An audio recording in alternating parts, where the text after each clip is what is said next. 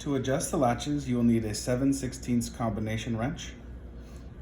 To adjust the latch, turn this nut counterclockwise to loosen.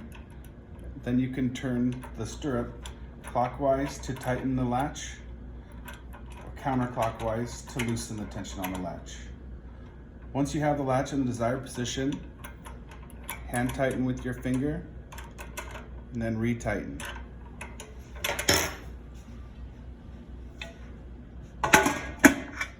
Once the latches are adjusted properly, hook them onto the stirrup, the strike, and they should close at the same time, and you should hear an audible snap.